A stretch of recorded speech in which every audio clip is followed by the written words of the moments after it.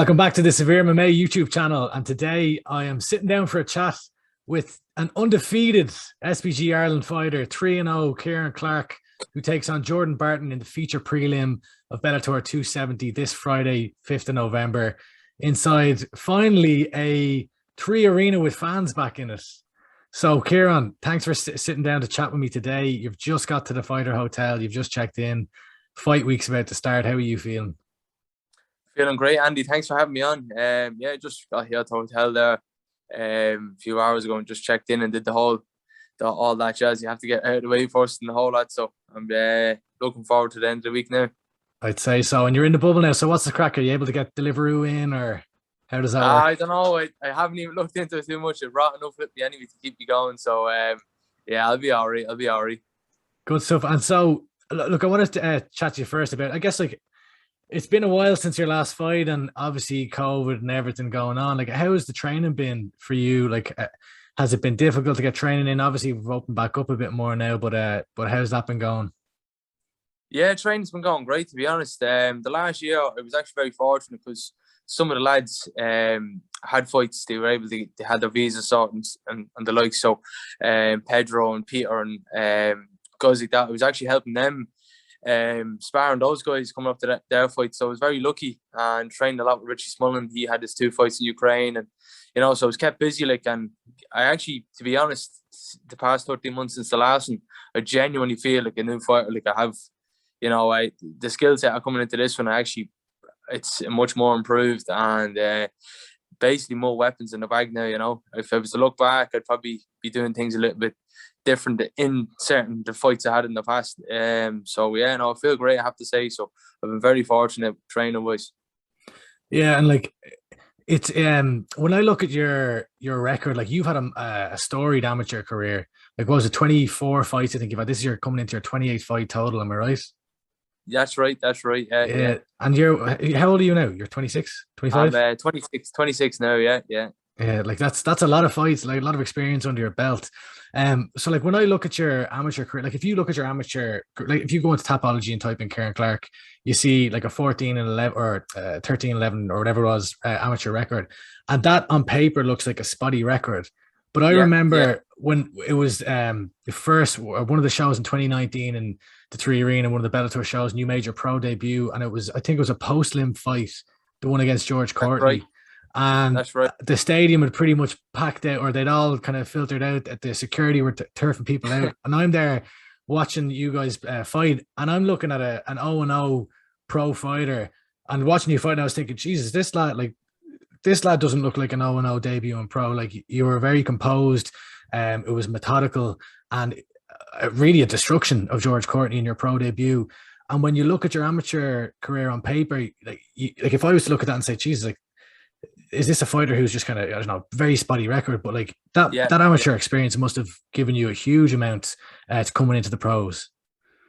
Oh, big time. Yeah. Like, I mean, as you said, you can look at the record and, you can take what you want from it. But yeah, I've been fighting since 2012. So, I mean, I started then, just jumped straight into it really. And if you look into all those fights, all the guys I have lost are either the IMAF world medalists, European medalists. They've won tournaments through the IMAFs. I've picked up wins against them as well.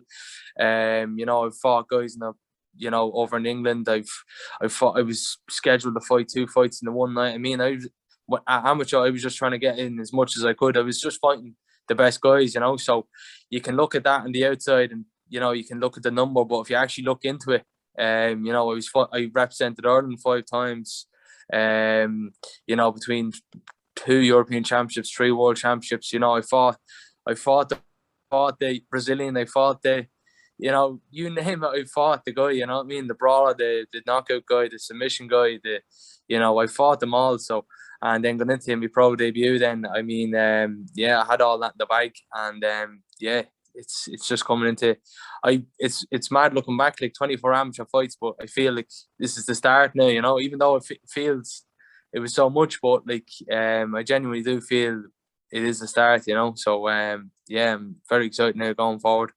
100%. And like, when you turn pro, like, your amateur career to an extent on paper it doesn't really matter because you go back to that 0-0 and like it's almost like the way you did it was kind of almost a blueprint of how up and coming fighters should approach their amateur career, where you're not worried about a record, you're just worried about getting the experience, facing all the different styles. Like, just how much did you consider that before making the jump to pro? That was definitely right. I wasn't even like that. I was thinking that much of the I was obviously thinking of the experience, but my goal was always an amateur to be a world champion, or to at the very least medal at an IMMAF tournament. Unfortunately, I didn't get to do that, but I came very close a few times. But that was my goal. My goal was to be on the podium with the Irish flag, listening to the Irish anthem. That, to represent Ireland, to come back with what more intrigued me was the 5 fights in 5 days. I loved that. I genuinely did. Like, if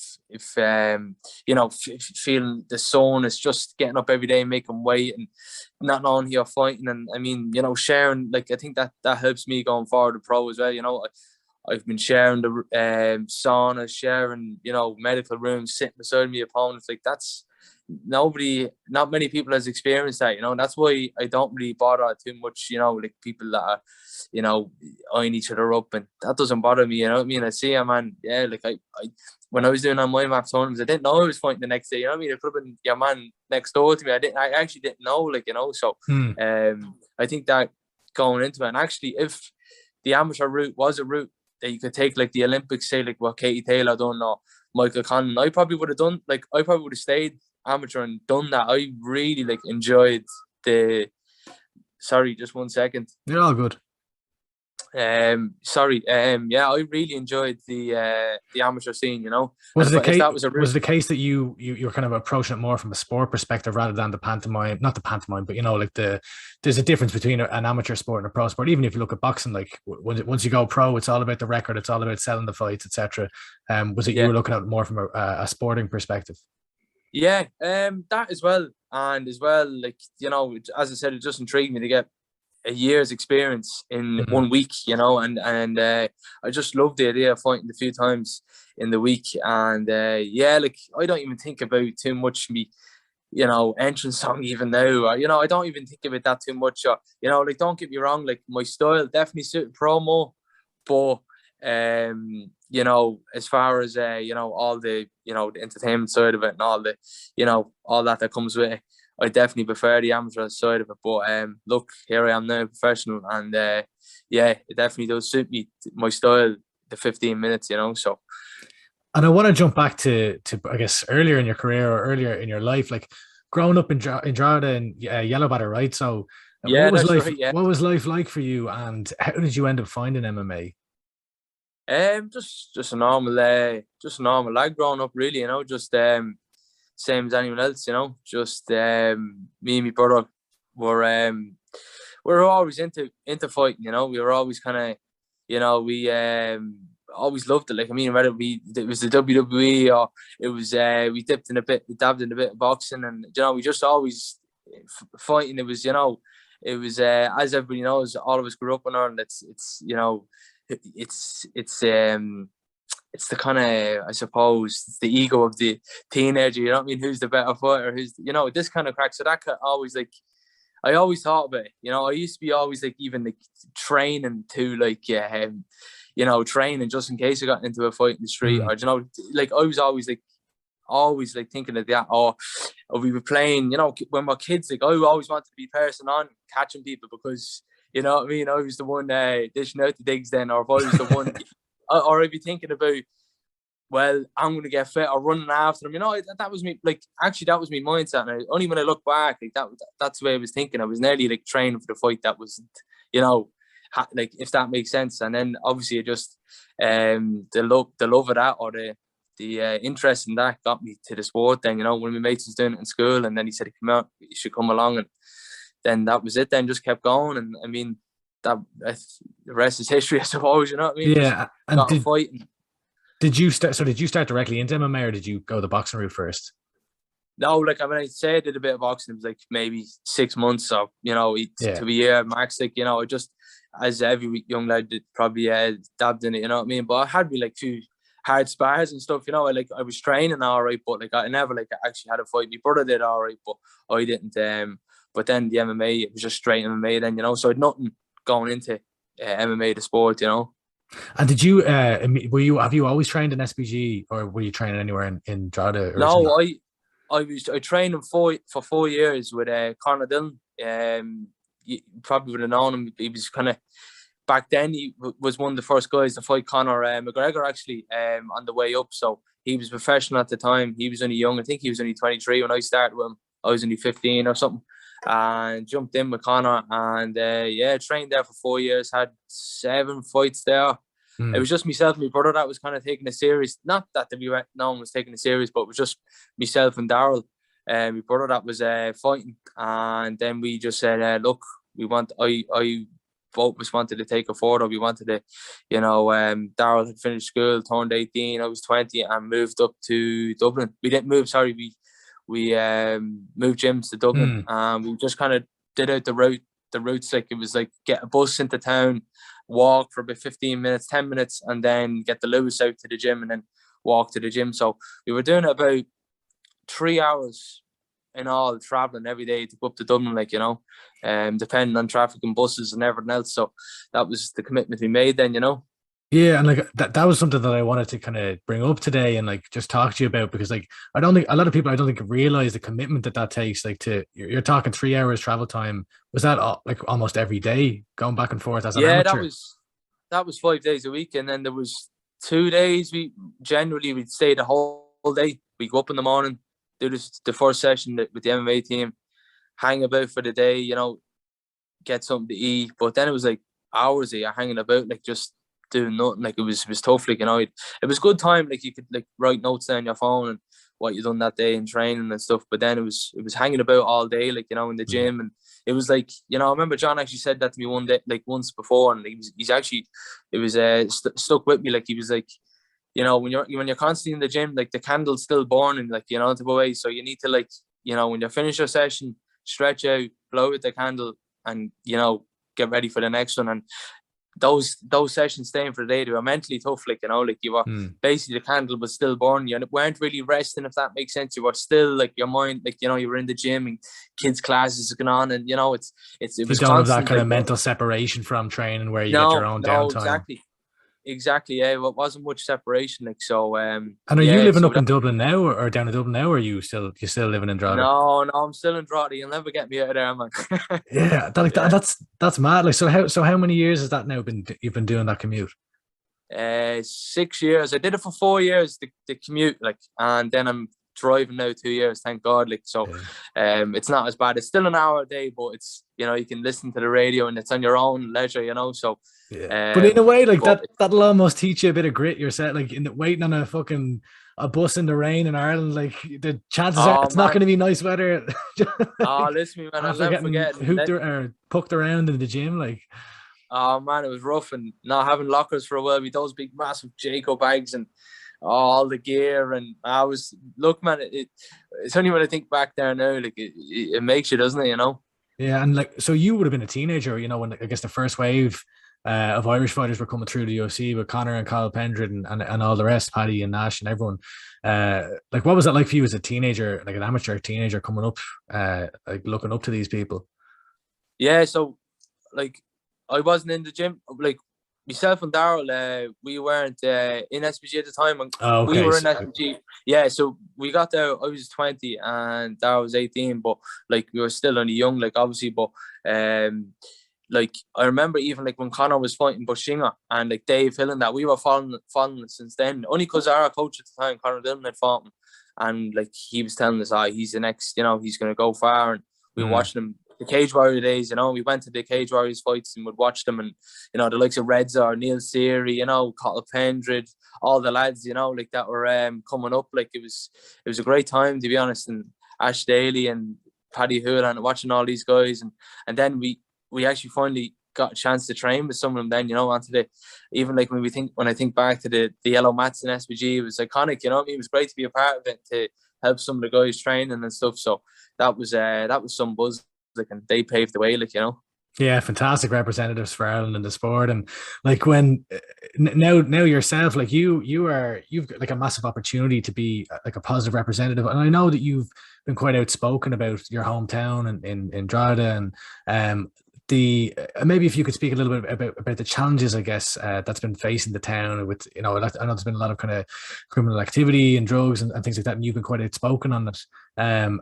What's that been like, and I guess like what's it like for you to have that opportunity to be a positive representation of Drogheda and of Yellow Batter? It's massive, yeah. It's I never like I was after me fighting the Tree Arena the last time, and this was when it was in the height of it, and I talked about it, and like I was just talking about it in an interview, and I just ended up getting blown up, but like people don't realize like I grew up at that age that is involved, like are heavily involved in it now, and I was in school with all these look, I'll put it this way, a lot of my friends got involved, and or should I say people I knew, and it took its grip on the town. It did, families and a lot of people I know were affected, and it's been tough on the town, and we're getting on the other end of it now, I think, and but it's still there, the presence of it is still there, and it's tough. Like, so then when someone, like, say, just like you said, say, someone looks to me and they say, well, he could have took that route very, very, trust me, every day in my life, it was growing up, it was the temptation of it was there to take that road, or to make the easy buck, or to, I don't have to get into the details what I could have done, Yeah. you know what I mean? And it was very, very easy. And I was just, when I think back, I don't know, like, I often think, like, like, I always just said no to it, and I just always had a greater purpose in my head. And luckily I found MMA when I was 15, so that was a big thing. And with my girlfriend 11 years, and so I was lucky in the sense I had, it went hand in hand. I had the good girlfriend there. I had, the MMA to focus on, so there was no kind of want of it in me, don't get me wrong, the temptations were there, as I said, but I was very lucky in that sense, but for someone to be, representative of the town, like, I mean, I'll take that on all day, because if I can do it, trust me, anybody can, and I mean that, and if anybody that does actually know me and grew up with me, they can back me up on that, like. And so, like, were there moments where you were like, there were offers, I guess, for you to kind of go down that path? Yeah, no, it's not that it was like offered. It's like it's there in front of you, like, Yeah. it's like it's not like offered to you every day. It's nothing to do with that. It's just you're around it constantly, and not that I was around like like the worst of the worst. It's just it was different time. Like 10 years ago, like I'm 26, so 10 years ago, 16, it was different. I think they're getting a lot younger into it now, but then it was like you knew you could have. It was, everything was there to take or to go. The opportunity was there. You knew where to look or where to go if you wanted to. Yeah, you didn't have to go looking. It was there, and I just didn't choose to. You know what I mean? And as I said, a lot of people did, like, and it affected them. But as I said, I said no to it, and yeah, if I can, trust me, anybody can. And so now, you're a Bellator, you're a pro MMA fighter. I read that you signed was it a 6-fight contract with Bellator? Yeah, over 2 years. Over 2 years. Yeah, over 2 years. Yeah, but you signed that last year, I'm assuming. So that was kind of during the pandemic. Yeah, so I'm not sure how it'll work now. I don't know if it'll start when the first fight will start, or whether I'm in the time limit. But I'm just very happy to be with the promotion and getting on to the next fight now. Yeah, and so I saw it was in an article. It was actually congratulations. I saw you won the. Speaking of being a representative for Drogheda, you were awarded with a sports person of the year award, weren't you, for one of the Drogheda papers? So congratulations on that. But I saw in that piece that they did on you, in that you described it as a life-changing contract. So, like, I guess, how is it a life-changing contract for you? I didn't say that. They definitely liked it. They screwed you. Yeah, they screwed me. Ah, clickbait. Yeah, a little bit. All right, they have a few little things with that. But no, I didn't say it was life changing. It's look, every contract, the next contract, is always going to be it's bigger and better. As the next fight's always going to be bigger, always going to be, you know, but I didn't say it right. was Well, life-changing, we'll put it this way. So look, Bellator have come into the Irish scene and they've given contracts to people, and by the sounds of things, it's been great. Like fighters are getting paid more than some other, like, if I'm being blunt, if you go the Cage Warriors route, that's the route you go towards the UFC. You won't get paid that much. You'll get great experience. You'll get towards the UFC, and you might make it, and that's great. And that's the proven path. On the Bellator side, you're in Bellator, but you're getting paid. So, like, what was there a decision there at one point where you to make between going with one route or the other, or how did that come about? And what's it been like, I guess, working with Bellator so far? Yeah, so just to clear that up before, like, not that what it is like changing, like, in the sense that, like, I was able to start driving out of it, you know, which is something that I thought, like, I could never do, you know, even to insure a car, or, you know, like, that changed, you know what I mean? Like, obviously I said I started driving 2 years ago and I got the contract 2 years ago, so that kind of, you know, if that puts into perspective, so I suppose you would say, but it's not like what they made it to be life changing was, like, you know, Red Panty night. Do you get me? Yeah, red panty night of fucking 2 houses, and you know what I mean. You got the Bentley outside, like yeah, exactly. It's not like that now, you know what I mean. But as far as with Bellator, John just came to me when I was going pro. He actually said it to me, like, he was like, "Do you want to go pro?" He was kind of like, because I had so many amateur, and I was like, "Of course I do." And he said, "Look, well, this is a route you could take," and I jumped on it. Like, you know, I was watching all the likes of Richie Smullen, you know, Blaine O'Driscoll, all the lads in Bama and stuff fighting in the Tree Arena, and this opportunity was given to me, and I was like, "Yeah, I'm in," you know. So I didn't blink twice, and here I am, going on to me fourth, and, you know, I'm happy to be with them. You know, I'm 3 fights in, 3 wins. You know, I think the 3 fights have had 10-8 rounds. You know what I mean? So, I'm just looking to keep it going at the end of the week. Yeah, and as you said, like, you've been very dominant thus far in your pro career. Like that, the George Courtney fight was a domination. The Jamie Faldon fight, and then fighting someone like Jean Ndoye, who was a guy who was I wasn't covering the sport at the time, but, like, speaking to anyone who was around the scene then, he was right on par with Conor McGregor. Like back in when McGregor was in his Cage Warriors run, and, like, was a real big prospect coming out of France. And then you handled him fairly easily to an extent. So, like, how do you, like, is there a conversation there between you and Bellator to discuss, like, how you kind of shape your career path? Like what's the next step? Like, because going from, say, George Courtney to Jamie Faldon, and then that's a step up then to John Ndoye, albeit he's been out of the sport for a while, but, like, he's a solid opponent. And then the next one, Jordan Barton, like, what are those conversations like? Yeah, well, like, I mean, it was any fight that's given to me, you know, I've said yes. You know, I think you know, when I looked at it at the time, like, when it was given to me, it was you know, I was 2-0. I was fighting an 8-1 guy, and I knew all about it. Like, I didn't know much about it, but, like, I've heard a lot about it. It was a bit of buzz. I even seen, like, a lot of, like, at the time on Twitter, and, you know, all the old school guys, you know, Alan Philpott, and, you know, it was all these kind of, like, Lewis Long, like, they were all looking forward to this fella's, you know, return. He was a savage. And you know, even Chris Fields texted me after the fight and saying that was a great win. That's how you win, beat a guy like him. And I was fully aware of how good he was, but I trusted John. And he told me, "Look, you have the skills to beat this fella, and he's been out a long time, and you know, you can beat him." You know, so I took the fight and worked out. Like, you know, he was an 8-1 record at the time, and not just that, like, he came back after my fight.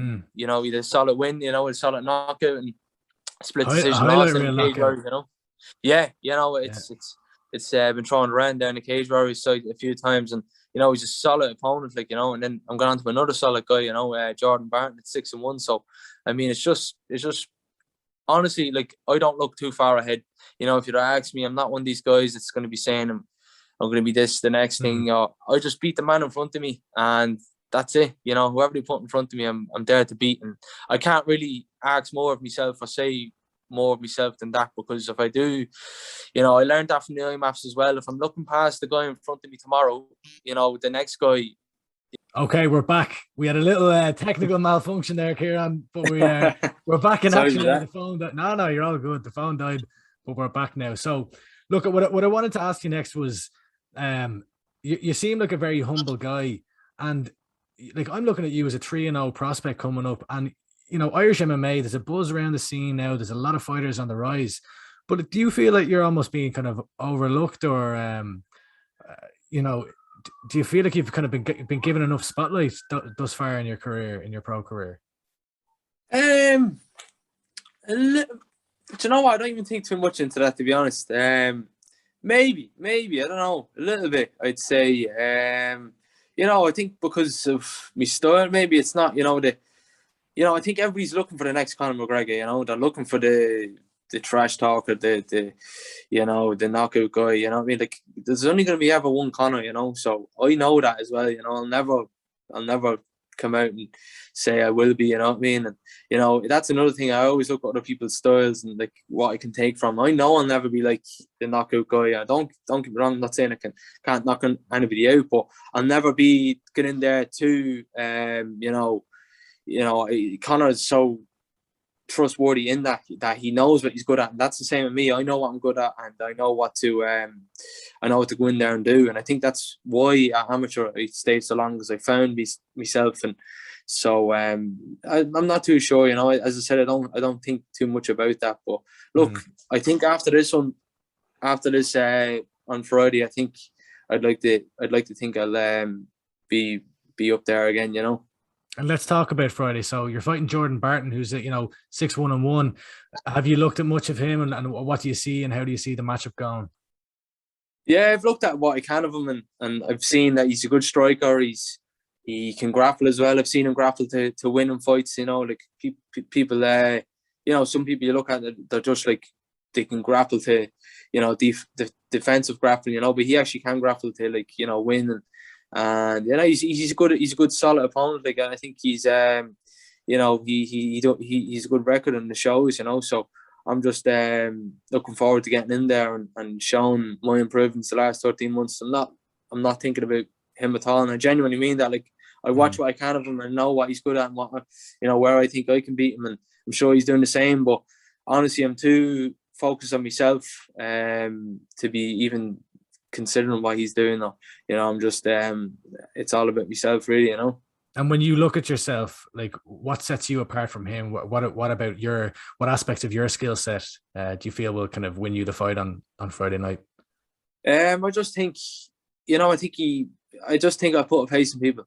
I really do. And I'm the type of fighter that you cannot, you don't understand it until you're in there with me, and it's that's what I feel. You can watch me and you might not appreciate what I'm doing, or you think, oh, I've seen that before, or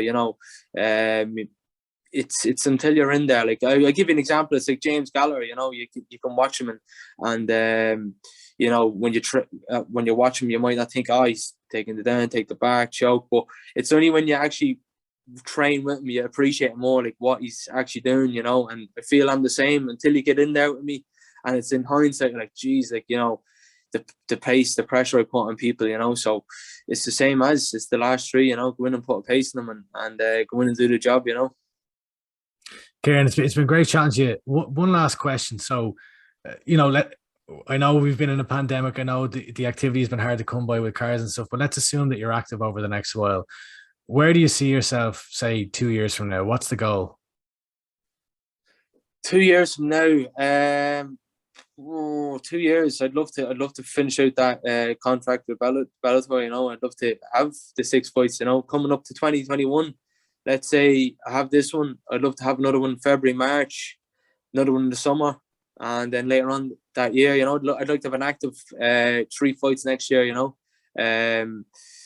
Just keep the undefeated streak going. I think it'd be a nice round number 5, 6, and 0 to be. Then I think I could probably call myself undefeated. Then in a nice little run. Then but that's the plan. Just keep beating the person in front of me, and yeah, that's all I can do, really. Well, look, it's a monster card this week. We've got at the top of the card, Peter Queally and Patricky Pitbull rematch for the title. That's a huge fight. Yeah. James Gallagher back in Ireland. The Jimmy Show is back fighting, and again another phenomenal fight against Patchy Mix. I said it was the last question. I was lying. Like, how do you see those fights going?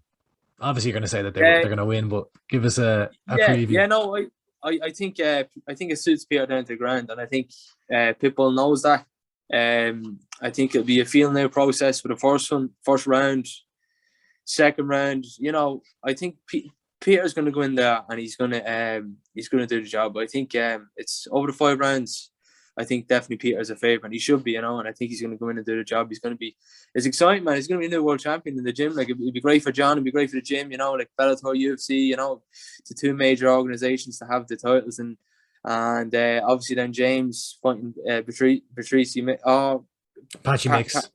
Patchy Mix, yeah. Sorry, I always just remember his second name Mix, but yeah, he's another solid guy there, number 2, and I think James can finish this for, like, you know. I think that will really put a statement on the division, and surely he'll be fighting for the title next. And then the week after, Sinead Kavanagh, you know, I mean, everybody knows that Sinead can go in there and bang, and you know, I don't think Cyber's going to be shooting, so I can't wait for that one. It's going to be it's exciting 2 weeks now before the end of the year for SBG.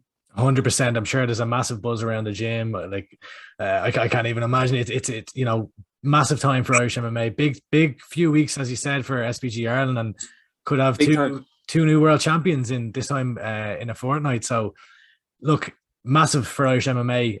Ciarán, it's been a pleasure to speak to you. It's been a long time coming. Really appreciate the time, and I think we'll be hearing your name a lot over the next few years. So, fighting Jordan Barton, feature prelims. So you're top of the prelims as well. Yeah. Subject to change. We'll see. You know, hopefully the whole week goes well for everybody. Those cards never change. Yeah. Listen, if they put you in another fucking post limb, let us know. Oh no, here, listen to me. Don't worry, that will not happen. I've made that clear. Don't worry about that. It's another thing. I always bring the best crowd, and you know, I always sell 300 plus tickets, and yeah, don't worry. The cleaners won't be seeing me fight this time. Definitely not. The pride of Yellow Batter, County Louth. Drogheda, stand up. Ciarán Clarke, 3-0, going 4-0 this weekend. Friday, 5th of November. Bellator 270 live on Virgin Media. Virgin Media 2 or Virgin Media Sport, I can't remember, but we'll put it in. I think it's the Sport, description. Yeah. Virgin Media Sport. Regardless, we'll put it up everywhere. Best of luck this week. Best of luck with the weight cut, and enjoy the quarantine in the hotel. I'd say that's going to be great crack. Yeah, definitely. Thanks for having me on, Andy. Appreciate it. All the best. Good luck.